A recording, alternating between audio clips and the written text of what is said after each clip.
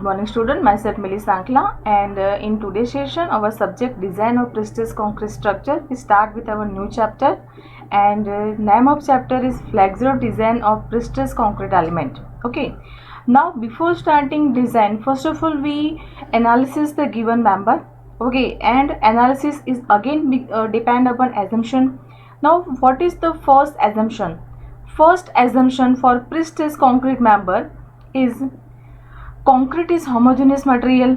Okay, second assumption is that within a range of elastic within range of working stress, the both concrete and steel materials behave as elastically. Okay, here the according to working stress method, both material steel and concrete is behave as elastically, and it is not withstanding the creep which is subjected to sustained load. Okay, now third assumption is that plane section before bending is assumed to remain plane even after bending. Okay, which imply a linear strain distribution across the depth of member. Simply assumption is say that the precipitous member is plane before bending and plane after bending. Okay, now next, for analysis of precipitous member we understand the full form of some term. First is E. What is E? E is the eccentricity of precipitating force, where moment is equal to load into eccentricity. A is equal to area of cross section of concrete member, gross area. I is equal to second moment of area, or we can say moment of inertia of precipitating member. ZT and ZV is equal to section modulus at top fiber and bottom fiber. F top and F bottom, that is our pre-stress in concrete developed in top and bottom fibers. YB and YT is equal to distance of top and bottom fiber from centroid of section. Okay, important is that YB and YT is the distance of top and bottom fiber from centroid of the section. First of all we find out Y, and from that centroid of section we measure YB and YT for given section. And I is equal to radius of gyration, and that is equal to under root I by A. Okay, now next, here we find out equation of concentric tendon and eccentric tendons. Okay, now this one is the figure of horizontal member beam. Okay, and precipitating force is applying on tendons, but this precipitating force is passing through center of beam, and this is known as concentric, that means center tendons. And because of this, when this forces we applying, precipitating forces we apply on this horizontal member, the stress that is induced is direct stress P by A. Okay, now remember that due to this concentric tendon, stress induced is direct stress load divided by area. Now eccentric tendons, again this image. Okay, here the horizontal member beam is given, and now we apply the precipitating tendons below the, we apply precipitating force below the neutral axis of our beam. Okay, and below the neutral axis, that means this is the simply case of eccentric loading. Okay, look at this. This one is the support, the tendon bar, and this tendon bar hold down in downward direction, and this one is the beam. Okay, force is applied by the jacking, and this anchorage is applied to applying the force. Okay, now because of this eccentric precipitating forces, the stress induced is, first stress is direct stress. Okay, and second stress is our bending stress. Now we know the diagram of this load deflection diagram of this member is in upward direction. Okay, and in upward direction, here when our beam is deflect like this way, this one is the outer side tension. Okay, and inner side is equal to our compressive, this inner side is equal to compressive. Now here tensile forces we take as negative and compressive forces we take as positive. This one is the deflected shape of precipitating member. Okay, and that we already discussed in our introduction session. Okay, now this one is tension and this one is compression, and due to direct stress the total section is subjected to compressive forces, so our direct stress is positive. This one is our final resultant stress, and top and bottom. At bottom P by A plus PE by ZP, and at top P by A minus PE by ZB. M by Z. M is equal to P into E and Z is equal to our section modulus. Z is equal to top section modulus and ZB is equal to bottom section modulus. Okay, now here is the final equation of stresses at bottom. This one P by A that we already discussed. Okay, when EYB, that means this equation is not necessary. We use P by A, PE by ZP for bottom, and F top, that means stresses on top fiber, is equal to P by A minus PE by ZP. Clear? Now here we discuss three cases. In first case, this one is the stress distribution diagram due to pre-stress. Okay, because pre-stress member is deflect like this way, tension in outer side and compression in inner side. So PE by ZT and PE by ZB, we know that this is top one and this is bottom one.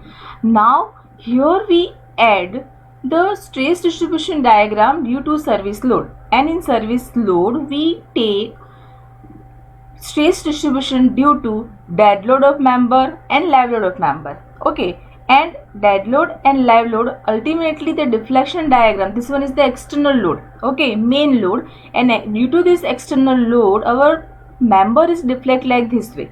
Okay, this is the pre-stressing member, and after this pre-stress member is exposed to real load, that is our external load, and because of this external load our horizontal member is deflect like this way, and top surface is in compression and bottom surface in tension. Again compression is positive and tension we take negative. Some reference book take opposite side. There is no effect on answer because ultimately total sign convention will be changed there. Okay, here we take compression as positive and tension as negative. So here compression positive, same way for live load we take compression positive and tension negative. Okay, and equation of bending stress M by Z. Okay, now at sigma T, that means that this one is the resultant stress on top fiber minus PE by, first one is direct stress, second one is minus PE by ZT due to pre-stressing member, then MD by ZT dead load, ML by ZT for live load. Okay, and same way at bottom fiber, first of all the direct stress P by A, then PE by ZB bottom pre-stressing force, MD by ZB and ML by ZB. Same way case 2, the pre-stressing force is subjected to bottom fiber only, and same way dead load and live load, and this one is the resultant force, resultant stress. Now in case 3, the pre-stressing member subjected to top and bottom pre-stressing force. Okay, and total pre-stressing member is subjected to compressive forces, and here is the resultant stress for that. It is dependent upon the data that given in example. Okay, now stress due to pre-stress at top is equal to P by A and PE by ZT. This one is our tension, outer surface, and compression at bottom surface. Okay, and resultant stress due to pre-stress and loading at top surface, final equation, top stresses at top is equal to direct stress, this one is pre-stressing, this is due to the dead load, and this one is due to live load. Mg we write also, Md we write. Okay, now stresses at bottom section P by A, then M by Z, M is equal to PE and Z is equal to section modulus at bottom fiber, then Mg by ZB, then ML by ZB. Okay, this one is subjected to tensile forces, so negative. Now we solve the example number 1. First of all, read the data carefully. Rectangle concrete beam of cross section 30 cm depth and 20 cm width is pre-stressed by means of 15 wire of 5 mm diameter located 6.5 cm from the bottom of the beam and 3 wire of diameter 5 mm 2.5 cm from the top. Okay, now assume pre-stress in steel as 840 Newton mm square. Okay, here pre-stressing stress is given, that is 840 Newton per mm square. Calculate the stresses at extreme fiber of mid-span section when beam is supporting its own weight over span of 6 meter, L is equal given 6 meter, and the uniformly distributed live load is equal to 6 kilonewton per meter. Here the live load is given 6 kilonewton per meter. Okay, is imposed load. Second name of live load is imposed load. Evaluate the maximum working stress in concrete, and the density of concrete is given 24 kilonewton per meter cube. Now here we find out top and bottom fiber stresses and also draw the stress distribution diagram for that. Okay, now one by one the data given mentioned here. Cross section of beam is given 30 centimeter by 20 centimeter. Okay, some dimension is given mm, some dimension is given centimeter. So first of all we convert the dimension into mm. 1 centimeter is equal to 10 mm, so 30 centimeter is equal to 300 and 20 centimeter is equal to 1200 mm. Okay, now at bottom fiber in data given that 15 numbers of 5 mm diameter wires, and at top fiber 3 number of 5 mm diameter and 2.5 centimeter from top, that means 25 mm and 65 mm. Okay, now pre-stressing steel is 840 Newton per mm square, and span is equal to 6 meter and density is given. Now we understand the data that given in example. Now one by one we solve the example. Okay, this one is the figure. Here simply supported beam is given, and this beam is subjected to live load, that is our 6 kilonewton per kilonewton meter, and rectangle section is given. Top fiber 3 number of 5 mm diameter bars and bottom fiber 15 number of diameter bar are given, and this one is the rectangle section. So neutral axis is passing through center. Okay, neutral axis is passing through half of the depth, that is 150 mm. Now first we find out distance of centroid of pre-stressing force from the base. Okay, because when we find y bar we take with respect to axis. Okay, here the figure in first quadrant and we find out y bar. Now y bar is equal to a1 by 1 plus a2 by 2 divided by a1 plus a2. Here in bottom 15 number of bars are given, 15, and distance is given. Okay, here we multiply with area also 19.7, because 5 mm diameter is given, 5 pi bar for d square, that means 19.7, but here I take only 15 because ultimately 19.7 is common out. If you want to take, answer will be not change. Okay, 15 into 65, and top fiber 3 into 275, because we take CG from this bottom fibers up to this one is 300, and the top fiber is provided 25 mm from top fiber, so 300 minus 25 is equal to 275. Y bar is equal to 100 mm.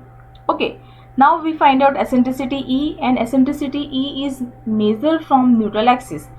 From neutral axis the distance is 150 and y bar we find that is 100, so 150 minus 100 is equal to 50 mm. Okay, here we find y and E for this rectangle section.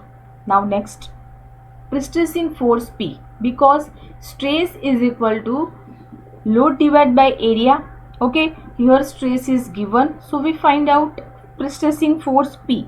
P is equal to stress into area.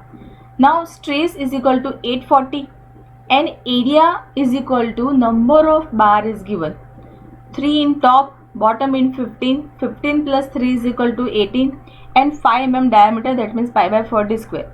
So 15 plus 3 is equal to 18, and pi by 4 d square, that means pi by 4 5 square is equal to 19.7. Answer is equal to 3 into 10 raised to 5 Newton. Now area of concrete section, that means 200 by this 300, that is equal to 45 into 10 raised to 5 mm square. Second moment of area, or we can say moment of inertia, is equal to BD cube by 12, because rectangle section is given, and we find out moment of inertia about x-axis. Okay, answer is equal to 45 into 10 raised to 7 mm square. Section modulus, top and bottom fiber are equal because rectangle section. Okay, and section modulus is equal to I by y. I is equal to 45 into 10 raised to 7, and y is equal to maximum distance from centroid from here. Okay, maximum distance from centroid is equal to 150. This y is the section, rectangle section y, and this y is total with reinforcement also adding. Okay, please understand the concept between y and this y. Okay, this y is equal to 100, and here I by y is equal to maximum distance from center. That means our neutral axis, the maximum distance of this rectangle section is equal to 150. Okay, so I by y is equal to 3 into 10 to 6. Now we find out self weight of beam. Now self weight of beam is equal to area, that is 0.2, 200 mm. We convert into the meter. Okay, 0.2. Then depth is equal to 300.3, and density of concrete is given, that is 24 kilonewton per meter cube. Simply we find out self weight of beam is equal to 1.44 kilonewton per meter. Now guys, this beam is our simply supported beam subjected to UDL on entire span. Maximum moment for this simply supported beam at center point is equal to WS square by 8. Okay, now in next, moment due to self weight of beam, we find the dead load 1.44 kilonewton per meter, and equation of moment is equal to WL square by 8.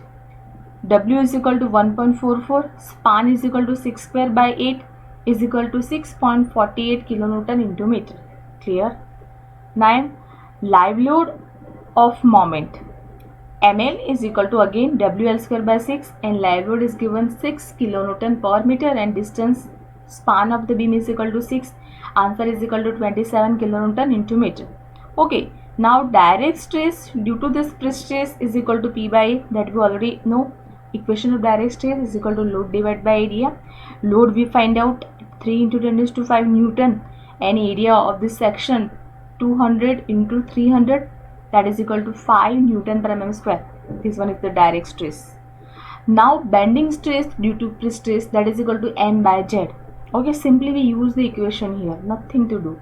Okay, M by Z, M is equal to load into eccentricity, force that we find 3 into 10 raised to 5, eccentricity also we find out 50, and Z is equal to I by 5, that is 3 into 10 raised to 6, and answer is equal to 5 Newton per mm square.